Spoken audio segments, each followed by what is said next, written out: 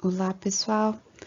Aqui é a professora Tati conversando com vocês sobre os números racionais, as frações e os decimais.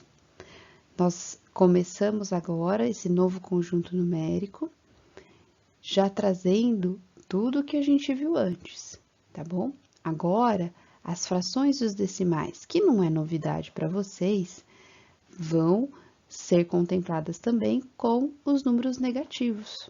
Então, nós vamos rever essas operações, como é que eu faço adição, subtração, multiplicação e divisão nas próximas semanas, com frações e com decimais, mas agora já aplicando o conhecimento que vocês têm dos números positivos e negativos, ou seja, dos números inteiros. Vamos lá, então? Vamos fazer uma revisão, né? Nós vamos fazer aí uma revisão do que nós vimos dos conjuntos iniciais para contemplar aí esse novo conjunto. Vamos lá. Relembrando, então, o primeiro conjunto numérico que vocês estudaram foi o conjunto dos números naturais. E por que surgiram os números, né? Vocês já estudaram um pouquinho da história deles, da necessidade, e é basicamente da necessidade que o ser humano teve de realizar contagem, né? Tudo que a gente vai contando de um em um, não é? E aí a gente tem então o conjunto dos números naturais. Na linguagem matemática, nós vimos lá no comecinho, né, do primeiro bimestre, quando a gente estava nas nossas aulas presenciais, e nós vimos que a letra N é o símbolo do conjunto dos números naturais, e os elementos de um conjunto, eles aparecem entre as chaves, certo? Como vocês estão visualizando aí. Os elementos, eles são separados pela vírgula, né, indicando a sequência aí desses elementos, e os três pontinhos ali, que vocês visualizam também no final, as reticências indicam que esse conjunto segue infinitamente nesse sentido, nessa sequência. Então, o conjunto dos números naturais, ele tem um início, que é o menor número de todos, ali que é o zero, e ele vai crescendo, então, de um em um, aí, essa sequência infinita, tudo bem? O outro conjunto que nós vimos, então, nós aprendemos esse ano, foi o conjunto dos números inteiros. O conjunto dos números inteiros, a letra, né, matematicamente, o símbolo matemático é essa letra Z. Perceba que tanto o N quanto o Z, representando conjuntos, eles têm um traço a mais ali na letra, né? Isso que caracteriza é não ser simplesmente uma letra Z, mas sim o conjunto numérico dos números inteiros. E quem são os números inteiros, como nós aprendemos, né? Além dos números naturais, o 0, 1, 2, 3 e assim infinitamente, nós vimos que esse conjunto contemplava então os números negativos, mas eles também seguiam uma sequência de um em um, agora no sentido negativo.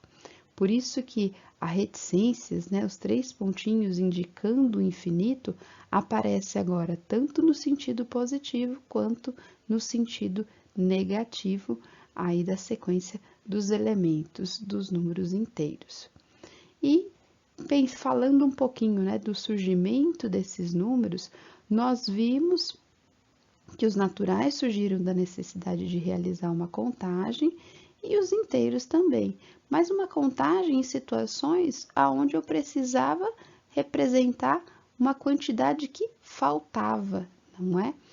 Por exemplo, quando a gente faz contas de menos, né? Quando eu estou fazendo contas de menos e eu tenho que tirar um valor maior do que eu tenho, não é? E aí a gente tem um resultado negativo.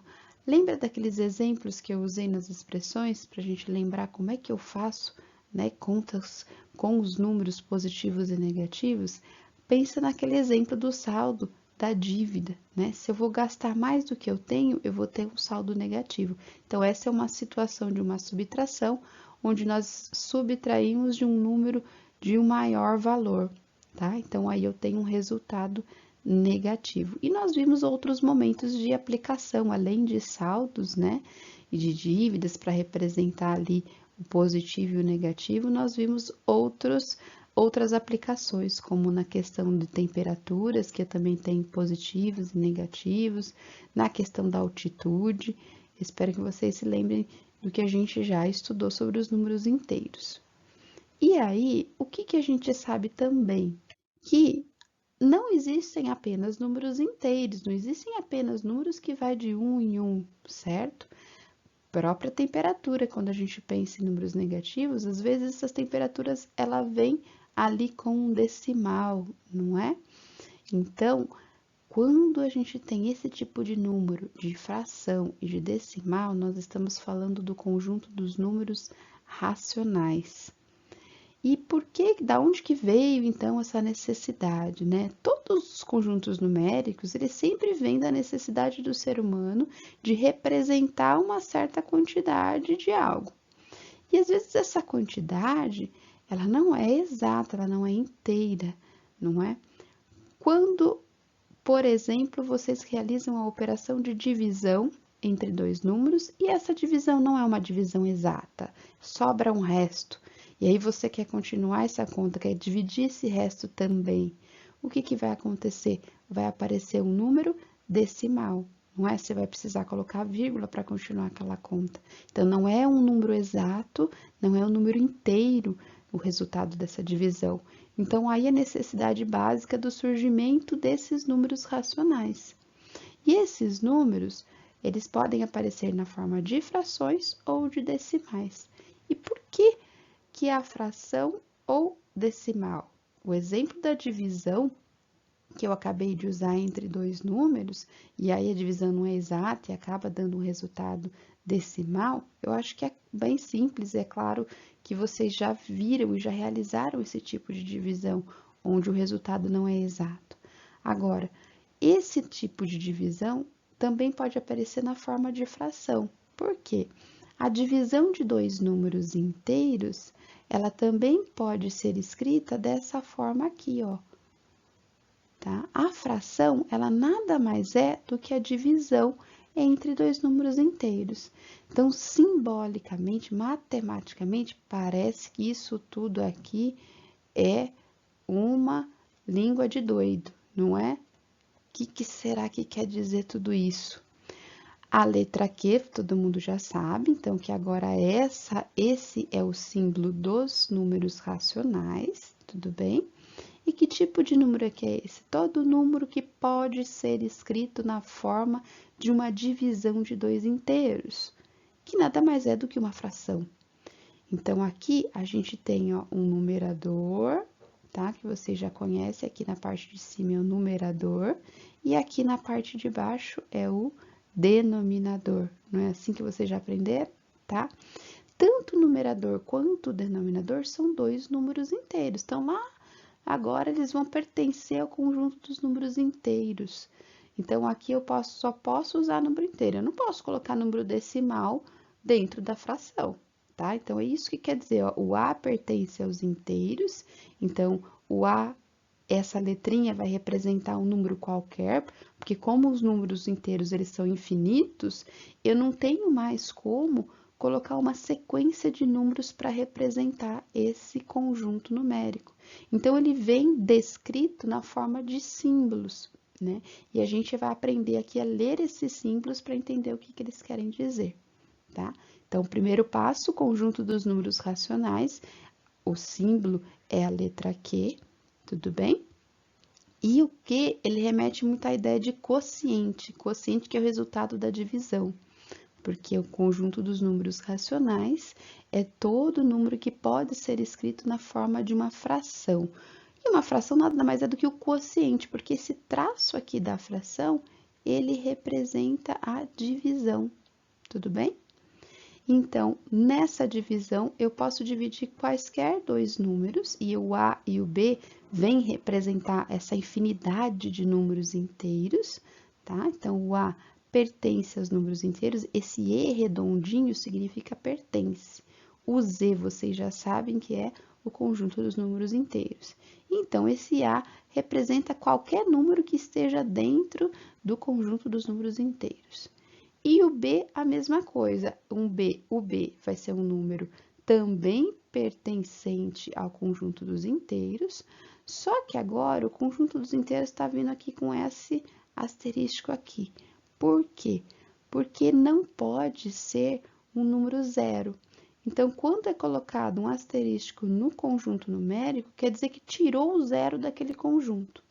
E por que o número que vai vir aqui no lugar do B não pode ser zero? Porque não existe divisão por zero. Eu nunca posso ter o zero dentro da chave, né, na divisão. Não existe denominador zero, tá bom? Então, por isso que vem aí essa descrição matemática. Então, todo número que eu conseguir escrever na forma de uma divisão de dois inteiros, que nada mais é do que uma fração, certo? Ela pode, então, ser descrito como um número que pertence ao conjunto dos números racionais. Então, olha lá a definição, quando eu vou ler, né, o que está nesse quadro aqui, o que eu vou ler?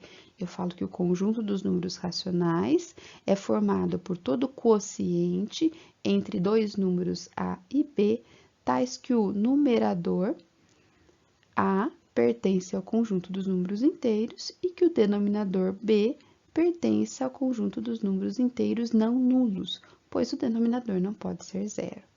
Então, o que eu acabei de ler aqui?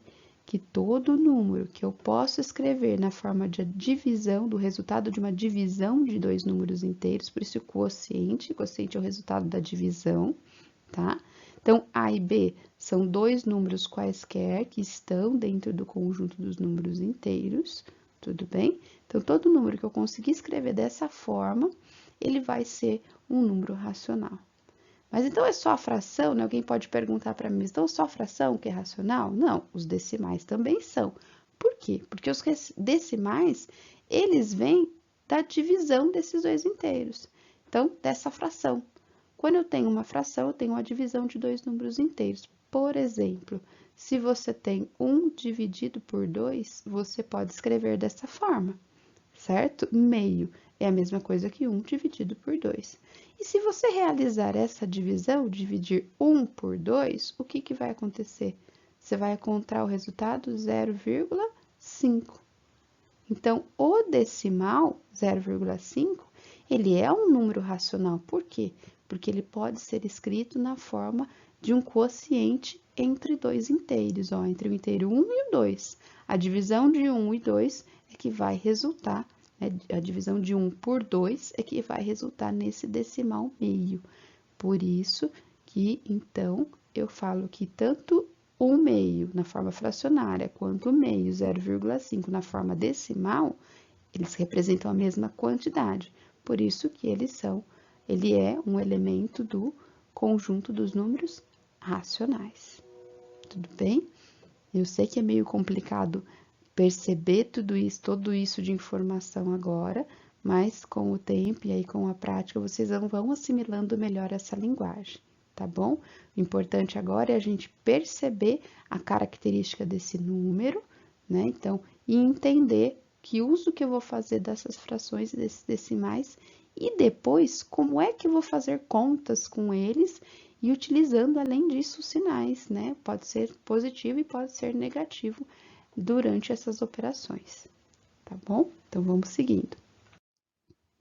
Olha aqui, para ficar um pouco mais claro a definição que eu acabei de falar para vocês, exemplos de números racionais. Então, como eu falei para vocês, eu posso trazer aqui números na forma de fração. Todos os números que são na forma de fração, eles são racionais. E aí alguém vai perguntar, mas olha, você trouxe o número inteiro aqui como um número racional. Por quê, né?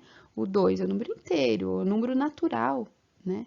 O 2 também pode ser escrito na forma de fração. Olha aqui, eu posso escrever 2 dividido por 1. Então, ele pode ser racional, porque ele pode ser escrito na forma de um quociente entre dois inteiros. O mesmo acontecendo aqui, ó, com o zero. Por que o zero também é racional? Porque eu também posso escrever 0 dividido por 1.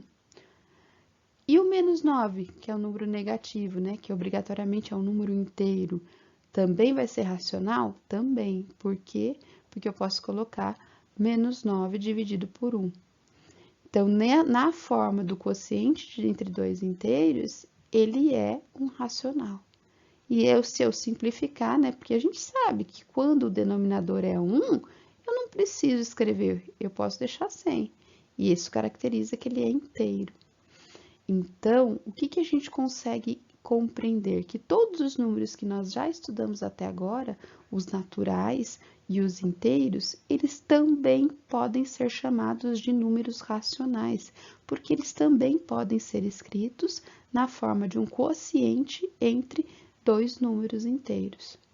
E aí, na teoria de conjuntos, né? Olha lá a linguagem matemática aparecendo aqui de novo. Nós começamos lá aqui, ó, com os números naturais. Nós começamos aprendendo 0, 1, 2, 3, 4. E como que eu fazia continhas com eles, né? As continhas de mais, menos, vezes, dividir. Depois nós ampliamos um pouquinho, nós aprendemos os números inteiros. E aí, além daqueles números que nós sabíamos, né, já operar a partir do zero, entrou aqui também os números negativos. Então, aqui entrava o menos 1, o menos 2 e assim por diante. Os positivos ficavam aqui dentro, certo? E os negativos agora juntavam-se a esses positivos, que eram os naturais, e tudo isso formava então o conjunto dos números inteiros. Agora, todo número que pode ser escrito na forma de um quociente vai ser o quê? Vai ser racional. Mas os inteiros, positivos e negativos, já estão aqui, né? Nos naturais e nos inteiros. Quem que vai estar nesse espacinho aqui que vai ser exclusivamente racional agora? Quem vão ser esses números, né? Vocês têm uma ideia? Olha lá. Esse tipo de número que vai preencher esse espaço exclusivamente racional vão ser os números decimais, tá? E aquelas frações que geram os decimais, logicamente, né? Então, nós podemos ter decimal exato, como nesse primeiro exemplo aqui, né? O 2/5, o que é o 2/5? É o 2 dividido por 5. Então, se eu fizer 2 dividido por 5, tá? Então, é a divisão entre esses dois inteiros. Isso aqui é a forma fracionária, né? Ó, aqui é a forma fracionária do número, tá certo? Então, a hora que a gente faz a divisão, o que acontece? Né? O 2 eu vou dividir em 5 partes, não dá para dividir em 5 partes, não cabe nenhuma parte inteira, então eu coloco 0. E aí eu vou agora para a parte decimal, então vírgula, aumentou um 0, agora eu vou dividir. 20 dividido por 5, agora sim, cabe 4, né? Vezes 4 vezes 5 é 20, e aí não sobra nada nessa conta, certo? Então, ó, aqui, nessa forma aqui, eu tenho a forma fracionária, né? A forma de quociente entre dois inteiros. A hora que eu realizo essa divisão, eu passo ele para a forma decimal. E aí é um decimal exato, por quê? Porque eu cheguei aqui no resto zero, não sobrou nada, tá? Então, finalizei a conta, é um decimal exato. Então, é esse tipo de número que vai ocupar esse espaço aqui que a gente não sabia quem que era exclusivamente racional. Então, é essa fração que gera um decimal exato, ou ainda, ela pode gerar um decimal periódico, que é esse tipo de número aqui. Então, a divisão entre dois inteiros, tá aqui uma outra exemplo, uma outra fração, certo? E que se eu fizer essa divisão, 1 dividido por 3, então, eu vou dividir esses dois números inteiros, o que que vai ocorrer? Então, de novo, não cabe nenhum inteiro, certo? E aí, eu vou dividir, agora eu vou para a parte decimal. Então, 10 dividido por 3, dá 3, 3 vezes 3 é 9, e aí vai sobrar 1, certo? Se eu continuar essa conta, né, que ainda tem resto, então, vou continuar. Então, aumento um 0 e vou continuar a conta. Não preciso mais pôr a vírgula, que já tô aqui na parte decimal, né? Então, tá no décimo, agora eu vou pro centésimo. Então, aqui 9 de novo, e aí e aí sobra ainda 1, não é assim? Agora eu vou por milésimo, então, dá 3 de novo, que dá 9 de novo, e que sobra 1 de novo. O que dá para perceber? Que essa conta nunca vai ter fim, que eu vou continuar Se eu quiser continuar as infinitas casas, não acaba essa divisão. Então, é isso que a gente chama de decimal periódico. Quando essa divisão entre os dois inteiros gera uma conta que é infinita, que ela nunca acaba. E o nome periódico vem de período, porque vai ter um período aqui nessa parte decimal, ou seja, um certo número que fica se repetindo. E esse número pode ter apenas um algarismo repetindo, como é o caso desse exemplo aqui, que é sempre o 3 que repete. Então, a gente fala que o período é 3, mas pode ser mais números se repetindo também. Mas aqueles mesmos números que sempre se repetem é que formam o período, né, de um decimal periódico. Tudo bem? Então, aqui, os números que são exclusivamente racionais são os números decimais, aqueles que representam a parte de um todo. Lembrando que esses decimais sempre são, né, vêm de uma divisão entre dois inteiros, né? Eles sempre têm a origem numa divisão entre dois números inteiros. Então, pode ser um decimal exato ou pode ser um decimal periódico. Vamos agora ver alguns exemplos. Nós vamos começar a aplicar o conceito de fração como parte de inteiros, como parte de um todo. Então, aqui vai entrar muito a questão da interpretação do problema, de como passar essa interpretação para a linguagem matemática, e no caso, a linguagem dos números racionais, a linguagem fracionária, tá? Muitas vezes você consegue perceber esse problema e às vezes não consegue escrever ele na forma de fração. Então, aqui a gente vai exercitar um pouquinho isso, tudo bem? Olha o problema 1. O exemplo 1. Eu tinha 15 peixes no meu aquário, 6 listrados e 9 lisos. Tente me ajudar a responder as seguintes perguntas. Qual a fração que representa os peixes listrados? Bom, eu tenho que voltar lá na linha de cima e ler de novo. Eu tenho no aquário 6 listrados e 9 lisos. E ele está me perguntando aqui a fração que representa os peixes listrados, certo? Então, olha aqui a fração para representar os peixes listrados. Peixes listrados é uma parte do total de peixes que eu tenho no meu aquário, por isso que eu vou gerar essa fração como parte de inteiro. E aí, qual que é o total de peixes que eu tenho no aquário? Eu vou ter que juntar aqui, ó, 6 listrados mais os 9 lisos, né? E o total de peixes fica, então, 15. Então, desse total, peixes listrados eu tenho 6. Então, eu posso representar essa parte do todo como sendo 6 de 15, 6 quinzeavos, ó. Tá? Então, essa, né, forma aqui fracionária representando a parte de todo, ou seja, uma parte dos peixes, que eram os peixes listrados, em relação ao todo que eu tenho no aquário, total de 15 peixes. Já na situação B, se eu transferir 1/3 dos peixes lisos para outro aquário, qual a fração que representa a quantidade de peixes lisos que permaneceram no aquário? Primeira coisa, o que quer dizer 1/3 dos peixes lisos? 1/3 é uma parte de 3. Quer dizer que eu vou pegar a quantidade de peixes lisos e dividir por 3, né? Vou pegar uma parte de 3. Quantos peixes lisos nós temos no aquário? Nós temos 9 peixes lisos. Então, eu vou transferir 1/3 de 9. E por que 1/3 de 9 dá 3? Porque eu pego 9 e divido em 3 partes. É como se eu pegasse os 9 peixes e dividisse eles em 3 grupos. Em cada grupo vão ficar 3 peixes. Então, isso que representa 1/3. Eu pegar um grupo de 3 peixes, uma parte de 3, né? Um grupo de 3 grupos e uma parte de 3, tá? Então, 1/3 de 9 é igual a 3. Então, foram retirados 3 peixes lisos do aquário. Então, no aquário, eu tinha antes 9 peixes lisos. Eu retirei 3, sobraram 6 peixes lisos no aquário. Mas quantos peixes sobraram no aquário? No total de peixes. Antes eu tinha 15 peixes. Se eu tirei 3 peixes lisos desse aquário, então sobraram 12 peixes no aquário. Então, agora o meu total de peixes não é mais 15, são apenas 12.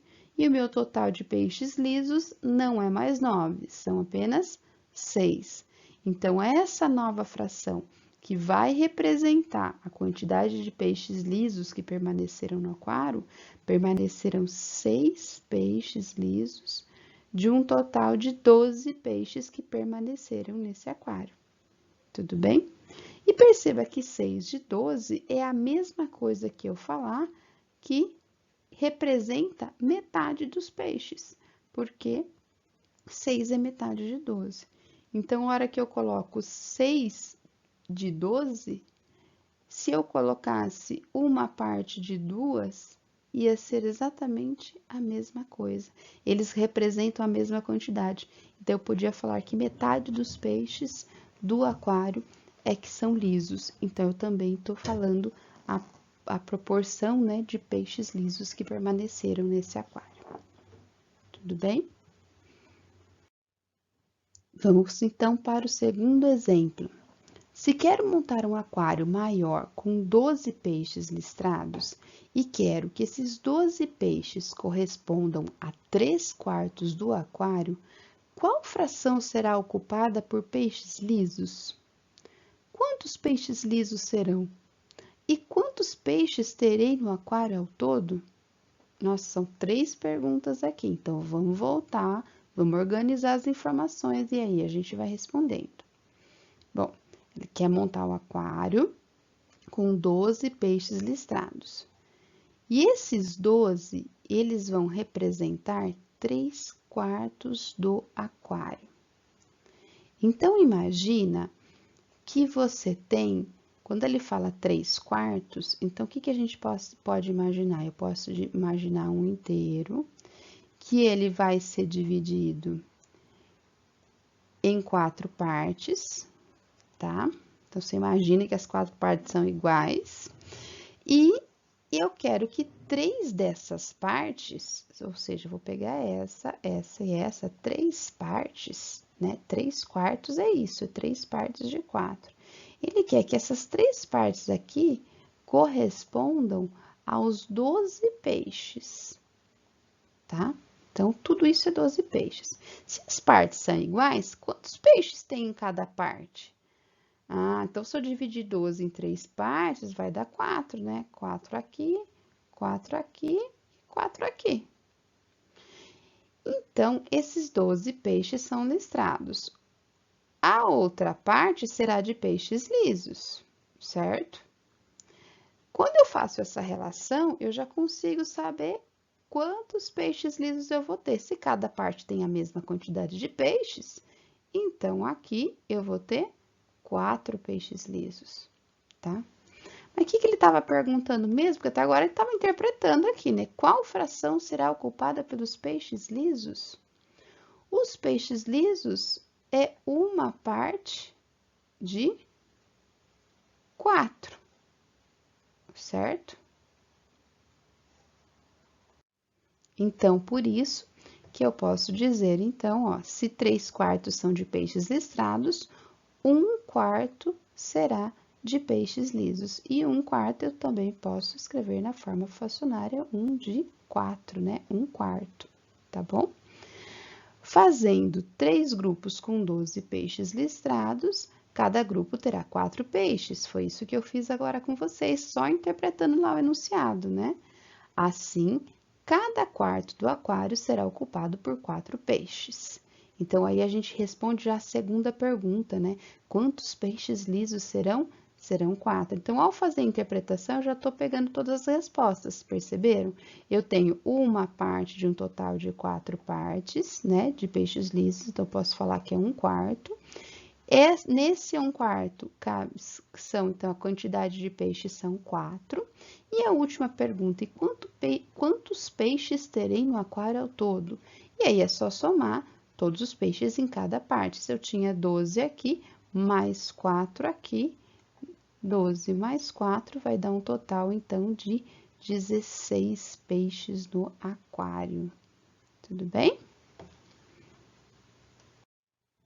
Agora, vamos ver dois exemplos quando eu tenho a fração representando aí uma divisão, né, dentro de um problema. Então, nesse exemplo 1, 4 irmãos receberam de herança 3 grandes lotes de terra retangulares, todos iguais e que deveriam ser igualmente distribuídos. Abaixo, temos uma representação de como esses 3 lotes podem ser divididos. Você conseguiria dividi-los de outra maneira? E aí eu trouxe a primeira maneira e já trouxe a segunda maneira, né? Que seria essa que eu estaria te perguntando para fazer vocês pensarem um pouquinho mais. Então, 3 lotes, né?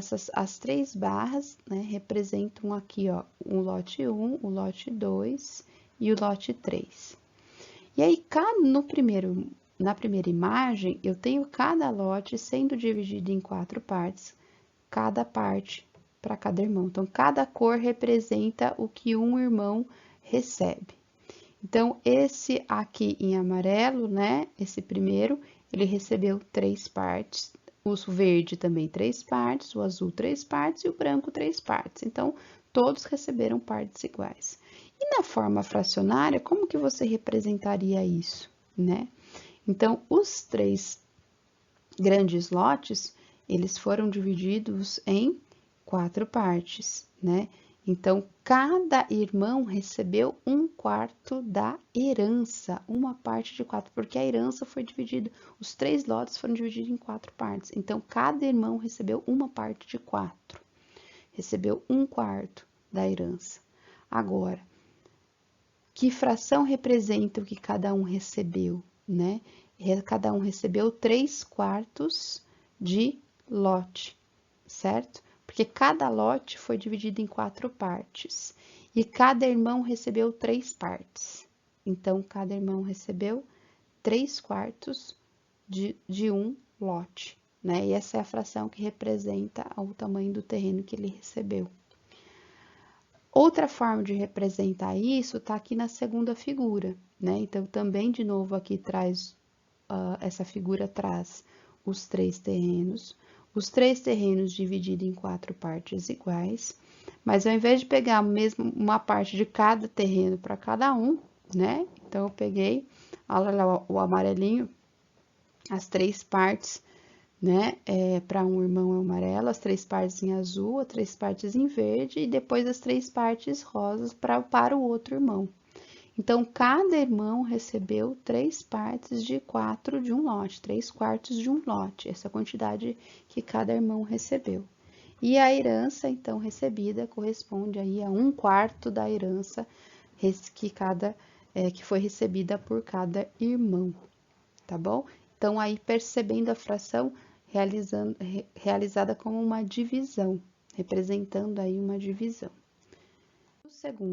Agora, no segundo exemplo, então, nessa mesma situação de uma fração como uma divisão, este ano Cauê pediu à sua mãe para comemorar seu aniversário na escola. Como a turma de Cauê tem 45 alunos, sua mãe preparou saquinhos de lembrancinha, um para cada um, com 20 balas em cada saquinho. No dia da festa, 1/5 dos alunos não foi à aula e a professora decidiu distribuir todos os saquinhos entre os alunos presentes. Represente de alguma maneira como a professora pode fazer essa distribuição.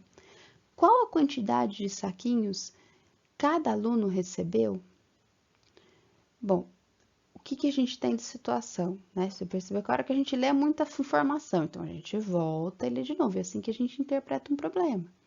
Então, ele pediu para comemorar o aniversário, tá, aqui não tem nenhuma informação de quantidade. Como a turma de Cauê tem 45 alunos, aqui começa a informação numérica, tá vendo? Então, sua mãe preparou o saquinho de lembrancinha, um para cada um, com 20 balas. Então, cada saquinho, ó, a informação importante, né? Então, 45 alunos, 20 balas em cada saquinho, então, ou seja, foram 45 saquinhos com 20 balas dentro, cada um. No dia da festa, 1/5 dos alunos não foi à aula. E a professora decidiu distribuir todos os saquinhos entre os alunos presentes. Bom, quanto representa aqui 1/5 dos alunos? Eu quero saber quantos que não foram, porque eu tenho que saber quantos saquinhos sobraram, para saber quantas balas sobraram, para saber o que vai ser distribuído para quem estava lá. Então, primeira informação que eu preciso verificar é essa informação aqui, ó, de 1/5 dos alunos, tá? Então, a primeira coisa que a gente vai calcular é essa quantidade de alunos que faltaram. Quanto representa 1/5 de 45 alunos, que era o meu total? 1/5 quer dizer que eu peguei o meu total e dividi em 5 grupos. E vou pegar um grupo desse. Esse grupo é o número de alunos que faltaram nesse dia. Então, 45, se eu dividir por 5, olha aqui a conta, vai dar 9. Então, quer dizer que 9 alunos faltaram, 9 alunos não foram à festa. Então, 1/5 de 45, né? Eu pegar o 45 e dividir em 5 partes, pegar uma parte dessa. A hora que eu divido por 5, dá 9. Então, esse grupo são de 9 alunos que faltaram, tá? Então, é o que corresponde à quantidade de saquinhos que sobraram. Então, se faltaram 9 alunos, é porque sobraram 9 saquinhos, certo? E o que vai acontecer? Cada saquinho desse tinha, então, 20 balas. E esse total de balas que vai ser distribuído para quem estava na festa. Estavam na festa, portanto, 36 alunos, porque se eu tinha 45, faltaram 9, que a gente acabou de falar, então, porque sobraram 36. Como cada um dos alunos recebeu a sua lembrancinha, esses 36 alunos já tinham as suas 20 balas que eles receberam. Agora, os 9 saquinhos que estavam sobrando lá vão ser distribuídos para esses 36 alunos que estavam na festa. Como eu tinha, então, 20 balas em cada saquinho, quer dizer que sobraram 9 saquinhos de 20 balas, ou seja, sobraram 180 balas, tá? Então, faltaram 9 alunos, sobraram 9 saquinhos. Cada saquinho tinha 20 balas. Então, eu tenho um total de 180 balas que sobraram desses alunos que faltaram. Se eu pegar, então, essas 180 balas que sobraram e dividir para os 36 alunos que estavam presentes, cada aluno vai receber, então, 5 balas a mais. Então, conclui-se que cada aluno receberá 5 balas a mais. Pensando em um inteiro com 20 unidades, né, com 20 balas, cada aluno receberá um saquinho e 1/4, o que equivale a 25 balas. Então, nessa outra que eu chamei atenção aqui, foi a forma de interpretar o problema usando aí a fração como divisão, tá? Então, se eu tô pensando, um inteiro é um saquinho com 20 balas. Cada aluno receberá um saquinho, um inteiro, e ele vai receber mais as 5 balas lá que foram distribuídas de quem faltou, certo? Então, 5 balas representa uma parte de 4. Então, de um saquinho, né? Porque se eu pegar as 20 balas que tem no saquinho e eu dividir por 4, vai dar 5. Então, cada grupo tem 4 balas, eu tenho, né, 1/4. Eu tenho 4 grupos de 5 balas formando 20 balas. Por isso que eu tenho que ele recebe um saquinho inteiro mais 1/4 de saquinho, que representa, então, mais 5 balas, dando um total aí de 25 balas, tá? Se eu fosse imaginar esse inteiro sendo dividido, né, a fração como divisão do inteiro, os 9 saquinhos aqui, ó, esses 9 inteiros que vocês estão vendo aqui nesse quadro, esses 9 inteiros aqui, tá vendo? 1, 2, 3, 4, 5, 6, 7, 8, 9 inteiros, representam os 9 saquinhos que estavam sobrando. Cada saquinho desse, então, vai ser dividido em 4 partes. Por isso que ele está falando, que eu falei lá, que representa 1/4, que ele recebeu um saquinho inteiro mais 1/4, né? Porque foi dividido em 36 partes. Cada inteiro desse tem 4 partes. Se tem 9 inteiros, 9 vezes 4, 36. Então, essa partezinha, cada partezinha é o que cada aluno que estava presente naquele dia vai receber. Então, as 36 partes que são divididas em 36, nos 36 alunos. Então, por isso que aqui aparece, então, como se fosse, né, um saquinho dividido em 4 partes. E cada aluno que estava presente, então, aquele dia na festa, vai receber uma parte, dando as 36 partes, uma para cada um. Tá? Então, quando eu olho apenas em um inteiro, o que ele recebe representa uma parte de 4, de um saquinho. Então, 1/4 do saquinho. Tudo bem? Aqui eu trouxe para vocês, então, alguns exemplos dessa aplicação do conceito de fração enquanto parte de um inteiro, enquanto divisão, para ajudar nessa interpretação dos problemas.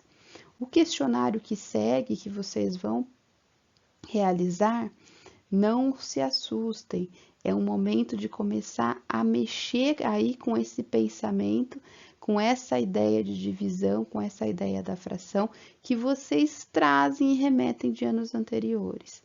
Então, agora nós vamos, né, sair um pouquinho da zona de conforto e parar para pensar. E lembra que você pode interpretar um problema de várias formas, tá? Desde que você use o conceito correto, eu posso usar mais de um caminho, mas para chegar no mesmo resultado. Então, na hora que você está interpretando, investigando a situação, vai anotando, vai registrando e vê se você consegue chegar na proposta ou não. E lembra que aqui a gente está desenvolvendo o conceito. Então, não é a nota. Não se assuste, mas eu errei mais da metade, mas eu errei muitos. Então, calma. O importante é vocês perceberem o que faltou, que parte da questão eu deveria ter observado, que conceito eu deveria ter me lembrado, ou que conceito eu preciso aprender ainda.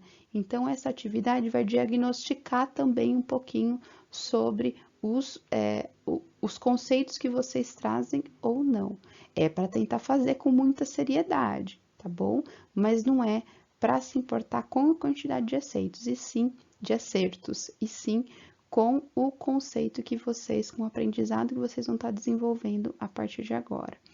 Lembrando que, então, no início da semana que vem, na próxima aula, eu vou fazer a correção desses probleminhas com vocês, tá certo? Logo depois, tem o que eu chamei de atividades complementares. Por quê? São atividades onde vocês vão realizar no caderno de vocês, aí na folha que vocês têm em casa, registre, mas não vai ter um envio, vocês não vão me enviar isso, mas vai complementar os conceitos que a gente viu ali da definição dos números racionais. O questionário eu vou trazer mais essas primeiras ideias de fração que a gente está desenvolvendo agora, para depois a gente, né, mais para frente, começar com as operações. Então, vamos entender primeiro a ideia. E nas atividades complementares, então, vai trazer um pouquinho do conceito do número racional enquanto conjunto numérico, para ver se vocês entenderam essas primeiras definições. Tudo bem? E aí a gente se fala na semana que vem e ao longo da semana, lembra que se precisar é só entrar em contato comigo pelos meios que vocês já conhecem. Até mais, bom trabalho para vocês.